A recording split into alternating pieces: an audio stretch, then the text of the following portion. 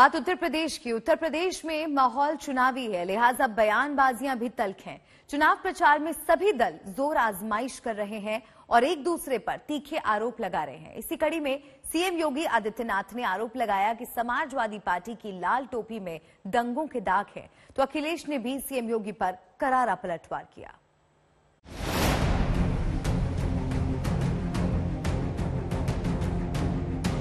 Samajwadi party का मतलब तो जो मुजफ्फरनगर का दंगा करवा दे, कोसी कला में दंगा करवा दे। 60 से अधिक हिंदू मारे गए थे मुजफ्फरनगर दंगे में। इन निर्दोष राम भक्तों के खून से भी इनकी टोपी रंगी हुई है। तीखी होने लगी है जुबानी जंग, भीषण होने लगा है चुनावी रण।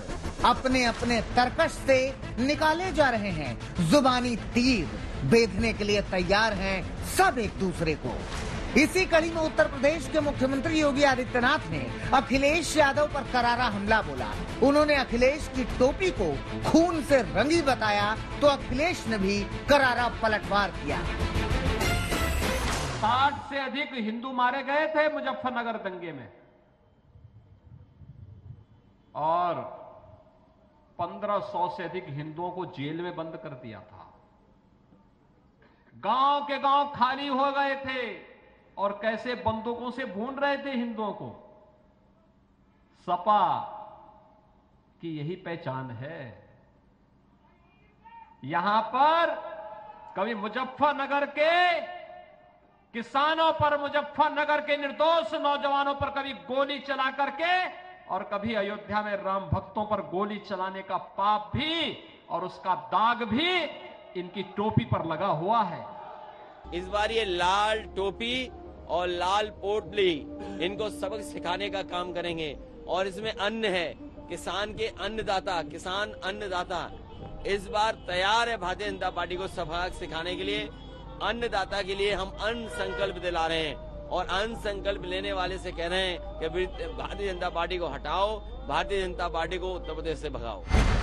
उत्तर प्रदेश का चुनाव हो और दंगों का जिक्र ना हो, ऐसा कैसे मुमकिन है? मगर साथ ही जिस दिन समाजवादी पार्टी की पहली लिस्ट आई है, उसी दिन से बीजेपी की ओर से लगातार ये आरोप लगाया जा रहा है कि समाजवादी पार्टी अपराधियों को टिकट दे रही है। एक बार फिर से सीएम योगी ने ऐसा ही आरोप लगाया, तो अखिलेश ने भी योगी को जवाब दिया।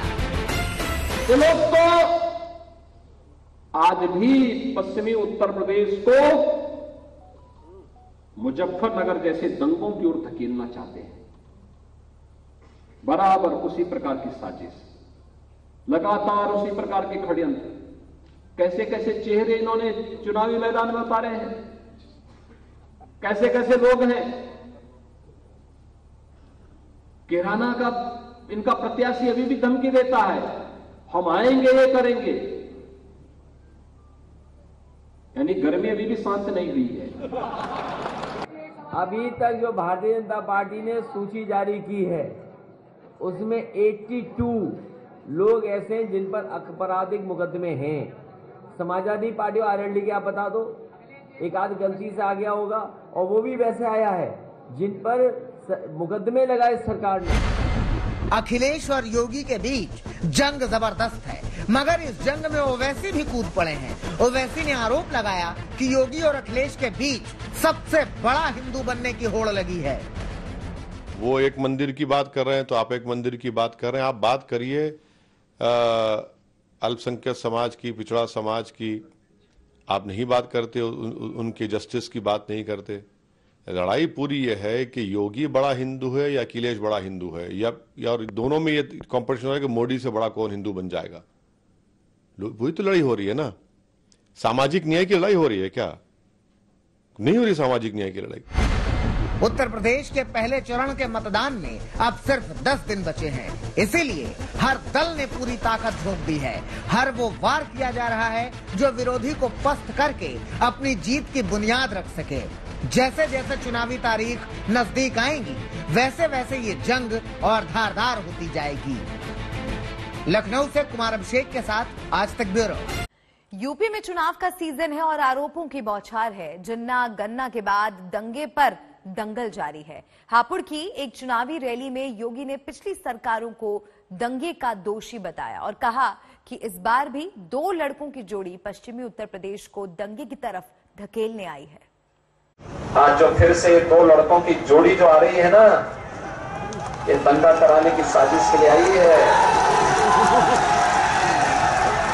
ये इत्र वाले मित्र की मित्रता को और प्रकार करने के लिए आए हैं।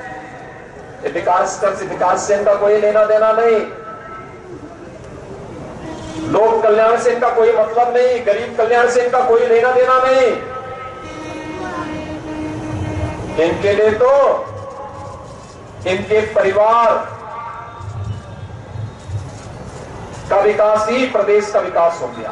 ये लोग तो आज भी पश्चिमी उत्तर प्रदेश को मुजफ्फरनगर जैसे दंगों की ओर धकेलना चाहते हैं। बराबर उसी प्रकार की साजिश, लगातार उसी प्रकार के षड्यंत्र, कैसे कैसे चेहरे इन्होंने चुनावी मैदान में उतारे हैं। किराना का इनका प्रत्याशी अभी भी धमकी देता है, हम आएंगे, ये करेंगे, यानी गर्मी अभी भी शांत नहीं हुई है। कश्मीर में 2 अलग अलग एनकाउंटर में भारतीय सुरक्षा बलों ने 5 आतंकवादियों को ढेर कर दिया है। मरने वाले आतंकवादियों में जैश-ए-मोहम्मद का एक कमांडर और एक पाकिस्तानी आतंकवादी भी शामिल है। इस एनकाउंटर के साथ ही इस साल कश्मीर घाटी से सीधे जहन्नुम पहुंचने वाले आतंकवादियों का आंकड़ा 21 हो चुका है।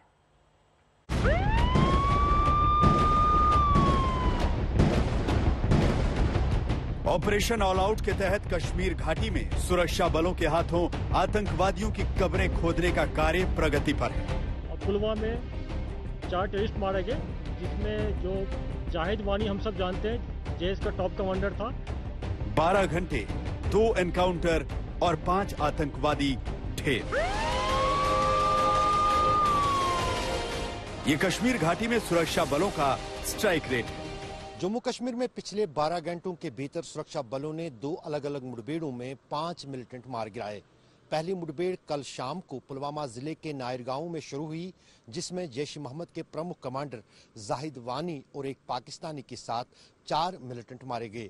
दूसरी मुठभेड़ कुछ देर बाद बड़गाम जिले के चिरार शरीफ इलाके में शुरू हुई, जहां पर तिलसुरा गांव में एक लश्कर-ए-तैयबा का मिलिटेंट मारा गया।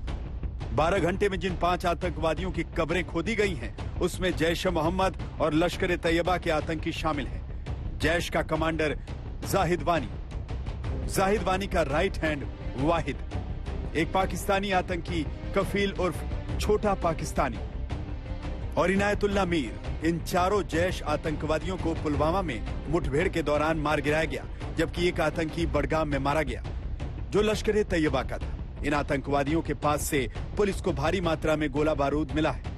AK-56 राइफल से लेकर खतरनाक विस्फोटक बरामद किए गए हैं। हम लोगों को 2 जगह स्पेसिफिक इनपुट मिला था, जिस पर ज्वाइंट ऑपरेशन लॉन्च किया गया, जिसमें बडगाम में एक लश्कर-ए-तैयबा का लोकल टेररिस्ट मारा गया और पुलवामा में 4 टेररिस्ट मारे गए, जिसमें जो जाहिद वानी हम सब जानते हैं, जेएस का टॉप कमांडर था और इसका भाई भी जो है मीर, जो कि बन प्लाजा अटैक में इन्वॉल्व था, अभी जेल बंद है। और उसी का भाई जाहिद वानी है, 2017 से एक्टिव था, बहुत सारे किलिंग में इन्वॉल्व था, रिक्रूटमेंट में इन्वॉल्व था। और समीर डार के मरने के बाद यह डिस्ट्रिक्ट कमांडर था, इनफैक्ट कि जेएस का चीफ था पूरे वैली का, और ये बहुत अच्छा ऑपरेशन हुआ है। इस ऑपरेशन में जैश कमांडर जाहिद वानी के मारे जाने से कश्मीर में सक्रिय जैश-ए-मोहम्मद के आतंकवादियों के हौसले पस्त होने की संभावनाएं हैं। जाहिद वानी 14 फरवरी 2019 को पुलवामा में सीआरपीएफ काफिले पर हुए हमले में शामिल था, जिसमें 40 से ज्यादा सीआरपीएफ जवान शहीद हुए थे। इसके अलावा भी जाहिद वानी पर दर्जनों केस दर्ज थे। कश्मीर में आतंकवादियों की भर्ती करने में भी उसकी खास भूमिका थी। The chief of Jaish-e-Mohammed in this entire area, we have actually eliminated one of the masterminds of various IED attacks that have taken place over the years since 2017, and including, as you might recall, in Dunyari and in Pulwama Circular Road, etc. More importantly, he was also involved in recruitment, extensive recruitment of young boys. He misled all of them to their untimely death. and caused a lot of anguish to the families and the people who are residing in this area. His elimination, I'm sure, will provide a lot of relief to the residents of the district and indeed in the entire J&K. 12 घंटे में 5 आतंकवादियों को जहन्नुम का ticket थमा देने वाले सुरक्षा बलों की ये बड़ी कामयाबी है, जिनके लिए इस साल का पहला महीना ही सुपरहिट साबित हुआ है। इस महीने अब तक सुरक्षा बलों ने कश्मीर घाटी में 11 एनकाउंटर किए हैं। इन एनकाउंटर्स में कुल 11 आतंकवादियों को मार गिराया गया है, जिसमें 9 पाकिस्तानी आतंकवादी थे। इस साल अब तक मारे गए आतंकवादियों में बड़े बड़े कुख्यात नाम शामिल हैं। शुरुआती महीना हम लोग के लिए बहुत अच्छा चल रहा है अभी तक। 11 इनकाउंटर्स में, जिसमें 21 टेररिस्ट मारे गए, और 21 में से जो हार्ड कोर पाकिस्तानी टेररिस्ट 8 मारे गए। बहुत सारे, जैसे आप देखते हैं कि सलीम परे मारा गया, बहुत कमांड कितने किलिंग वाला था। जाहिद समी डार था, जाहिद वानी कल रात मारा गया। इससे रिक्रूटमेंट कम होगा, आवाम को पीस शांति मिलेगा, अपने बच्चे उधर नहीं जाएंगे, पूरा डेवलपमेंट होगा। ये बहुत अच्छी बात है। सुरक्षा बलों ने कश्मीर में आतंकवादियों से मुक्ति दिलवाने के लिए जीरो टॉलरेंस की नीति अपनाई है। इसी का नतीजा है कि 12 घंटे में 5 आतंकवादियों का सफाया हुआ। लेकिन सेना का ये ऑपरेशन ऑल आउट सर्दियों की शुरुआत से ही एक्टिव है। जब से बर्फबारी का फायदा उठाकर पाकिस्तानी आतंकवादी कश्मीर में घुसने की कोशिश करते हैं, लेकिन सुरक्षा बलों ने भी ठान लिया है कि पाकिस्तानी आतंकवादी अंदर भले ही आ जाएं, लेकिन जिंदा वापस नहीं जाएंगे। लास्ट 2 मंथ में जितना भी इनकाउंटर हुआ, उसमें कहीं 2 FT मारा गया है, कहीं 1 मारा गया है। ये हमारे लिए अच्छी बात है। विंटर में FT हाई रीचेस से नीचे आता है और गांव में आता है, फिर गांव वाले से, सिविलियन से हमको खबर मिलता है, फिर ऑपरेशन लॉन्च करते हैं, FT मारा जाए है। ये फैक्ट है कि इस बार पहला, जैसे कि मैंने 31 दिसंबर को बोला था कि इस बार FT और लोकल बराबर हो गया है। नंबर FT का है, स्ट्रेंथ ठीक है, ठाक है। हम लोग उसको न्यूट्रलाइज करते रहेंगे और पूरा फोकस कर रहे हैं कि जैसा मैंने पहले भी किया था, हाइब्रिड टेररिस्ट और पाकिस्तानी टेररिस्ट दोनों चैलेंज रहे हमारे लिए, और दोनों पर हम लोग फोकस कर रहे हैं, न्यूट्रलाइज करते जा रहे हैं। सेना के मुताबिक ऐसा पहली बार हुआ है कि कश्मीर घाटी में एक्टिव आतंकवादियों का आंकड़ा 200 से नीचे आ चुका है, लेकिन सेना का मकसद इसे पूरी तरह खत्म कर देना है। जहाँ भी टेररिस्ट का जो हम पहले बोल चुके थे कि पहला बार कि बिलो 200 आया है, हम लोग पूरा मेहनत कर रहे हैं सिंसली कि इस साल इनको 100 से भी नीचे लाएंगे हम लोग। जहाँ तक हथियार की बात है, हथियार आने के बहुत, जो आप देखते हैं कि जम्मू से कितने अटेम्प्ट हुआ, 35 अटेम्प्ट हुआ ड्रोन में जो पकड़ा गया है। इसके अलावा बहुत सारे ड्रोन से हथियार आए हैं, बाय रोड भी आता है, कभी इन्फिल्ट्रेशन से उधर से भी आता है, तो बहुत सारे तरह से आता है हथियार। लेकिन हम लोग पूरा इसमें नेटवर्क स्ट्रॉन्ग कर रहे हैं, हम लोग ह्यूमन इन, टेक्निकल इन, और इसको पकड़ते रहेंगे, न्यूट्रलाइज करते रहेंगे। कश्मीर घाटी में आतंकवादियों के खिलाफ सुरक्षा बलों के ऑपरेशन ऑल आउट का ही नतीजा है कि आतंकवादियों की उम्र अब घटने लगी है। ये बात पाकिस्तान और उसके प्यारे आतंकवादियों को समझने में चाहे जितना वक्त लगे, इसमें उनका घाटा ही।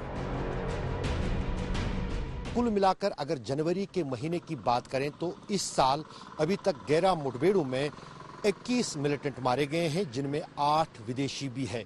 कहीं न कहीं सबसे ज्यादा चोट सुरक्षा बलों की तरफ से जैश-ए-मोहम्मद को पहुंचाई गई, जिनके प्रमुख कमांडर के साथ साथ अन्य जो मिलिटेंट हैं वो भी मारे गए हैं, जिनमें अधिकतर पाकिस्तानी थे। तो कहीं ना कहीं सुरक्षा बलों की तरफ से जो ऑपरेशंस में पिछले साल तेजी लाई गई थी, उसमें फिलहाल किसी तरह की कमी नहीं है और लगातार सुरक्षा बलों को सफलताएं मिल रही हैं। गौरतलब है कि ये दोनों मुठभेड़ें उस हादसे के बाद हुई जहां पर कुलगाम जिले के हसनपुरा में एक पुलिसकर्मी की आतंकियों ने गोली मारकर हत्या कर दी थी।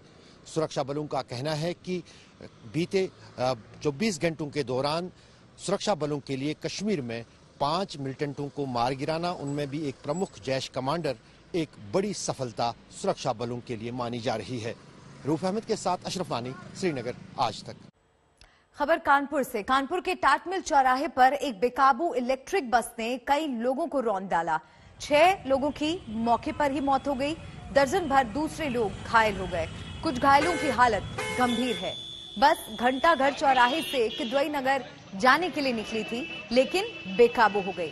ड्राइवर हादसे के बाद फरार हो गया।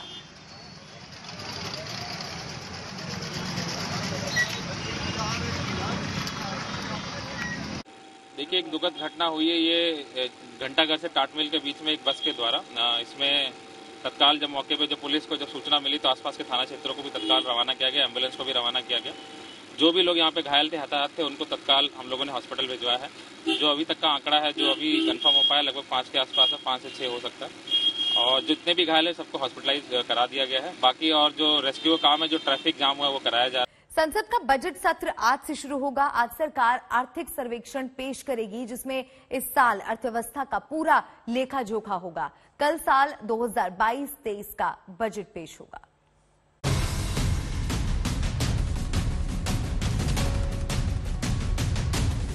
कोरोना की तीसरी लहर से जूझते देश ने इस मुसीबत से भी करीब करीब पार पा लिया और अब वक्त आगे बढ़ने का है। सबकी नजर कोरोना काल के बाद आगे की दिशा और दशा पर है और इसकी झलक आज से शुरू हो रहे बजट सत्र से मिलेगी। सरकार अब तक के मुश्किल सफर का खाका पेश करेगी और अगले साल के बजट के जरिए अर्थव्यवस्था को फिर से पटरी पर लाने का प्लान पेश करेगी। अर्थव्यवस्था के बाउंस बैक प्लान की पूरी झलक तो कल यानी मंगलवार को बजट से मिलेगी, लेकिन आज पेश हो रहे इकोनॉमिक सर्वे से इसका मोटा मोटा अंदाजा मिल जाएगा। आज से शुरू हो रहे बजट सत्र के पहले फेज में दोनों सदनों की संयुक्त बैठक होगी। 10:30 बजे पीएम नरेंद्र मोदी बजट सत्र पर मीडिया से रूबरू होंगे। आज ही वित्त मंत्री निर्मला सीतारमण 2021-2022 का आर्थिक सर्वे पेश करेंगी। कल का दिन ज्यादा अहम होगा जब 11 बजे देश 2022-2023 का बजट पेश होगा। कोरोना को ध्यान में रखते हुए लोकसभा और राज्यसभा की बैठकें दिन में अलग अलग समय पर होंगी और 5-5 घंटे चलेंगी। बजट सत्र का पहला चरण 11 फरवरी तक चलेगा, जबकि दूसरा चरण 14 मार्च से शुरू होगा। कोरोना की वजह से देश का हर सेक्टर दबाव में है, सबको राहत का इंतजार है। हमें उम्मीद है कि ये आने वाली बजट ग्रोथ ओरिएंटेड होगी और फिक्की की तरफ से यही एक्सपेक्टेशन है कि ये 3 बकेट में यानी कि रिलीफ, रिकवरी और रिफॉर्म में इस बजट को देखा जा सकता है। तो रिलीफ मेजर्स जैसे कि मनरेगा आउटले को बढ़ाया जाए और अर्बन पुअर के लिए भी कोई स्कीम लाया जाए, उनको सपोर्ट जहां से मिल सके। और इंडस्ट्री की बात किया जाए तो एमएसएमईज को खास करके सपोर्ट की जरूरत है, क्योंकि वही हमारी इकोनॉमी की एम्प्लॉयमेंट जनरेशन मशीन कहा जा सकता है। इन्फ्लेशन, अनएम्प्लॉयमेंट 2 बहुत बड़े मुद्दे हैं। तीसरा जो मुद्दा हर साल होता है, हर साल बजट में लोगों को जो एक्सपेक्टेशन होती है वो होती है टैक्सेशन को लेके, पर्सनल इनकम टैक्स को लेके। हर साल लोगों को उम्मीद होती है कि टैक्स में कुछ ना कुछ छूट मिलेगी और अब तो कोरोना के कारण रिसेशन का साल रहा है, तो लोगों को उम्मीदें भी बनी हुई हैं कि हमें कुछ छूट मिलेगी। उसके अलावा आज की तारीख में उम्मीदें हैं किसान भाइयों को। किसान भाइयों का हम जानते हैं पिछले साल एजिटेशन चला है और किसान हमारे देश का ज्यादा खुशहाल है भी नहीं, तो ऐसे में पीएम किसान सम्मान निधि की अमाउंट बढ़ने की बहुत बड़ी संभावना, बहुत बड़ी उम्मीद बनी हुई है। उद्योग जगत के साथ बाजार के जानकार भी कह रहे हैं कि अलग अलग सेक्टरों को राहत पैकेज के साथ महंगाई के मोर्चे पर भी काफी कुछ कहने की जरूरत है। लेकिन विपक्ष देश के कुछ दूसरे बड़े मुद्दे भी बजट सत्र में उठाएगा। मसलन पेगासस जासूसी, चीनी घुसपैठ, बेरोजगारी, एमएसपी और किसानों के हालात जैसे मुद्दे को विपक्ष उठा सकता है। इस सब के बीच नजर इस पर होगी कि कल निर्मला सीतारमण के पिटारे से क्या निकलता है। ब्यूरो रिपोर्ट, आज तक।